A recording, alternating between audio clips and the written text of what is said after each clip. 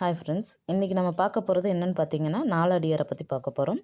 நாலடியாரில் என்ன சொல்லியிருக்காங்க, நாலடியாரில் உள்ள பாடல்கள், பழைய புத்தகம் புது புத்தகத்தில் இருக்கிற பாடல்கள், அதற்கான விளக்கம் எல்லாம் தான் இன்றைக்கி நம்ம பார்க்க போகிறோம். வாங்க பார்க்கலாம். நாலடியாரோட ஆசிரியர் யாருன்னு பார்த்தீங்கன்னா சமண முனிவர்கள். சமண முனிவர்கள்னால எங்கே இருக்காங்கன்னா பாண்டிய நாடு. பாண்டிய நாடுன்னா நமக்கு மதுரை தான் சொல்லுவாங்க. தொகுத்தவர், அதிகாரமாக வகுத்தவர் அப்படின்னு பார்த்தீங்கன்னாலே பதுமனார் தான் வருவார். முப்பாலாக பகுத்தவர் யாருன்னு பார்த்தீங்கன்னா தருமர். இதற்கு உரை எழுதியவர்கள் அப்படின்னா தருமரும் உரை எழுதியிருக்காங்க, பதுமனாரும் உரை எழுதியிருக்காங்க. இது எந்த வகை பா அப்படின்னீங்கன்னா வெண்பா. இது அறம் சார்ந்த நூல் அப்படின்னு தான் நம்ம சொல்கிறோம். அடுத்து இதுக்கான சிறப்பு பெயர்கள் அப்படின்னு பார்த்தீங்கன்னா நாலடி நானூறுன்னு சொல்லுவாங்க, வேளாண் வேதம், குட்டி திருக்குறள் இதெல்லாம் சொல்லுவாங்க. திருக்குறளுக்கு அடுத்து புகழ்பெற்ற நூல் எது அப்படின்னு பார்த்தீங்கன்னா நாலடியார். நாலடியார் முப்பாலை பற்றி சொல்லுது. அதாவது திருக்குறள் எப்படி அறம் பொருள் இன்பம் அப்படின்னு இருக்கோ அதே மாதிரி இதுலேயும் அறம் பொருள் இன்பம் இருக்குது. திருக்குறளில் இருக்கிற மாதிரியே ஒவ்வொரு அதிகாரத்திற்கும் 10 பாடல்கள் இருக்குது. அப்போ அறத்தில் 13 அதிகாரம் அப்படின்னீங்கன்னா 13 அதிகாரத்துக்கு பார்த்திங்கன்னா 10 பாடல்கள் அப்படின்னா இப்போ 13 அதிகாரத்துக்கு நமக்கு 10 பாடல்கள் அப்படின்னா 130 பாடல்கள். பொருள் பார்த்திங்கன்னா இப்போ 24 அதிகாரத்தில் 240 பாடல்கள். அடுத்தது இன்பம் அப்படின்னு பார்த்திங்கன்னா அதில் 30 பாடல்கள். மொத்தம் நமக்கு 400 பாடல்கள் இருக்குது. இதில் கடவுள் வாழ்த்தையும் சேர்த்தனா 401 பாடல்கள். இதில் கடவுள் வாழ்த்து நீங்களாக எவ்வளவுன்னு கேட்டாங்கன்னா நம்ம 400 தான் போடணும். கடவுள் வாழ்த்தோடு கேட்டாங்கன்னா 401 தான் நம்ம போடணும். முத்தரையரை இதில் முத்தரையரை பற்றி கூறும் நூல் அப்படின்னு கூட நம்ம சொல்கிறோம். இதில் நிலையாமை, துறவரம் அதை பற்றி கூறுறாங்க. இதில் இது மட்டும் இல்லாமல் சிற்றரசரோட பெருமுத்தரையர்கள் பற்றி 200வது பாடல்லையும் 290வது பாடல்கள்லையும் இருக்குது. இந்த பெருமுத்தரையர்களோட காலம் அப்படின்னு பார்த்தோம்னா நமக்கு 7ஆம் நூற்றாண்டு. இந்த நாலடியார் நமக்கு என்ன சொல்லுது அப்படின்னிங்கன்னா வாழ்க்கையின் எளிமையான பொருட்களை உவமைகளாக கையாண்டு நீதி புகட்டும் நூல் அப்படிங்கிறாங்க. இந்த நாலடியாரை நமக்கு ஆங்கிலத்தில் மொழிபெயர்த்தவர்னாலே நமக்கு எப்பொழுதுமே ஜியு போப்பு தான் வருவார். நாலடியாரை ஆங்கிலத்தில் மொழிபெயர்த்தவர் ஜியு போப்.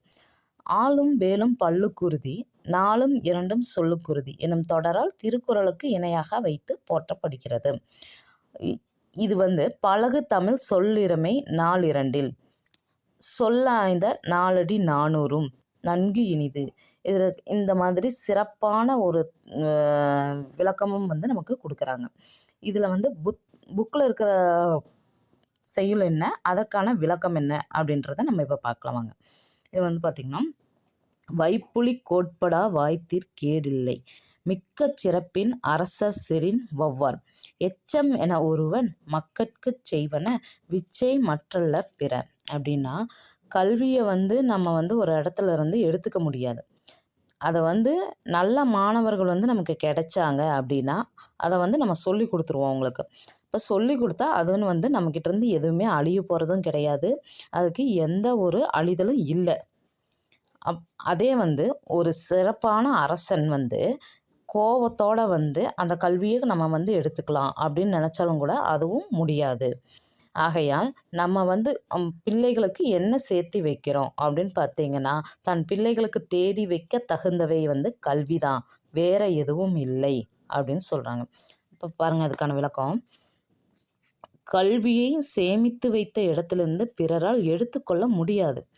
நல்ல மாணவர்கள் வாய்த்து அவருக்கு கற்பிக்க நேர்ந்தால் அதனால் அழிதல் இல்லை. தம்மை விட மிகுந்த செல்வாக்கினையுடைய அரசர் சினம் கொண்டாலும் கவர இயலாது.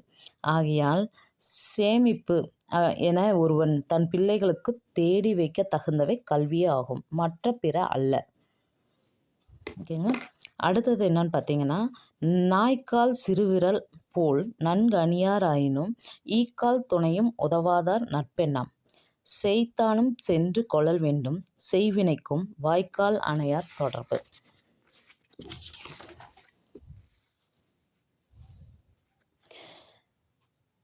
இப்போது நாயின் சிறு விரல் போல் ரொம்ப நெருக்கம். இப்போ நாயோட விரல் பார்த்திங்கன்னா ரொம்ப நெருக்கமாக இருக்கும். அந்த அளவுக்கு நண்பக இருந்தாலும் அவங்களால நமக்கு எந்த ஒரு உதவியும் கூட இல்லை அப்படின்னா அந்த நட்பு பயனற்றது.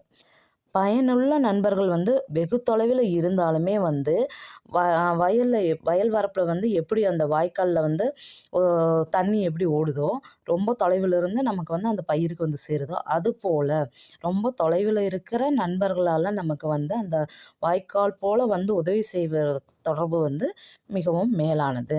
அதைத்தான் சொல்லியிருக்காங்க. பாருங்க. நாய்க்கால் சிறுவிரல் போல நன்கணியாராயினும் ஈக்கால் துணையும் உதவாதார் நட்பினும். அதாவது நாய் விரல் போல சிறு விரல் நாய்க்கால் சிறு விரல் போல அப்படின்னா வந்து அந்த நாயோட விரல்கள் போல நெருக்கமாக இருந்தாலும் அவங்களால நமக்கு ஈக்கால் துணையும் சிறிய ஈக்கால் துணையும் கூட உதவாத நட்பு இருந்ததுன்னா செய்தனும் சென்று கொள்ளல் வேண்டும். அதாவது அப்படிப்பட்ட நட்பு நமக்கு வேண்டாம். செய்தனம் சென்று கொள்ளல் வேண்டும் செய்வினைக்கும் வாய்க்கால் அணையார் தொடர்பு அப்படின்னா அந்த வாய்க்காலில் வரப்புக்கு எப்படி வந்து நீர் வருதோ வெகு தொலைவில் இருந்து, அதுபோல் வந்து நட்பு வெகு தொலைவில் இருந்தாலும் நமக்கு வந்து ஒரு உதவி செய்ய வராங்கன்னா அந்த நட்பே வந்து மேலானது அப்படிங்கிறாங்க. அடுத்த பாடல் பார்த்திங்கன்னா 3வது பாடல். குஞ்சி அழகும் கொடுந்தானை கோட்டழகும் மஞ்சள் அழகும் அழகல்ல நெஞ்சத்து நல்லம் யாம் என்னும் நடுவு நிலைமையால் கல்வி அழகே அழகு. அதாவது தலைமுடியும் அழகும் உடலை வளைத்து உடுக்கப்படும் ஆடையின் கரை அழகும். அதாவது நம்ம முடி வந்து ரொம்ப அழகாகவும் இல்லை நம்ம வந்து போட்டிருக்க அந்த ஆடை வந்து ஆடையில் இருக்க அந்த கரை இருக்குது பார்த்திங்களா, அது அழகோ இல்லை மஞ்சள் பூசின அழகோ மக்களுக்கு அழகில்லை. நம் நல்லவர் என்று தன் மனம் அறிய உண்மையாக உணரும் ஒழுக்கத்தை பயத்தலால் மக்களுக்கு கல்வி அழகே உயர்ந்த அழகாகும். அதாவது நம்ம மனசு பிரகாரம் நம்ம நல்லவங்க, நம்ம வந்து உண்மையாக இருக்கோம், ஒழுக்கமான இருக்கோம் அப்படின்னு சொல்லி மக்கள் வந்து கல்விக்கு வந்து நல்ல கல்வி உடைய மக்கள் தான் வந்து உயர்ந்த அழகானவங்க அப்படின்றாங்க.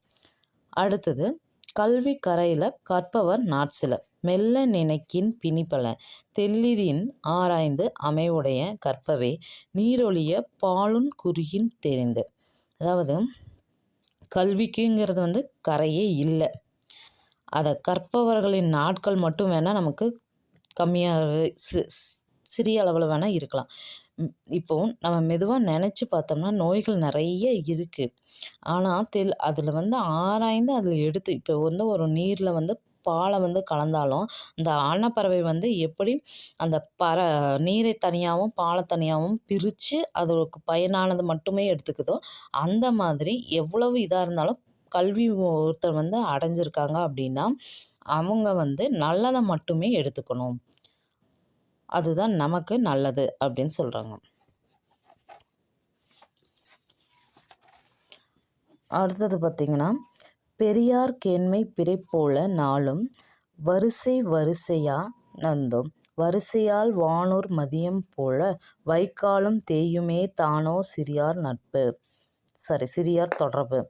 பெரியோரின் நட்பு வந்து பிறை நிலவை போல நாளுக்கு நாள் வளர்ந்து ஒளி தரும். ஆனால் சிறியோரின் நட்பு வந்து தேய்ந்து போகும் அப்படிங்கிறாங்க. அதாவது பெரியோரை வந்து நம்ம மதித்து அவங்க சொல்கிற அறிவுரைகளெல்லாம் வந்து நம்ம கேட்டு நடக்கணும். அப்படி இல்லாமல் அவங்களுக்கு மரியாதை எதுவும் கொடுக்காம அவங்க சொல்கிறது எதுவும் கேட்காம ஒரு அற்பமான விஷயங்களுக்கு வந்து நம்ம கவனம் செலுத்தினோம் அப்படின்னோம்னா வந்து நம்ம என்றைக்குமே வந்து கீழே தான் போவோம்.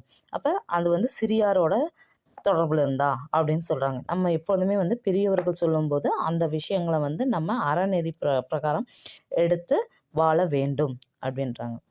அவ்வளோதான் ஃப்ரெண்ட்ஸ். நாளடியாரில் எல்லா டீட்டெயில்ஸுமே வந்து நம்ம பார்த்துட்டோம். தேங்க்யூ.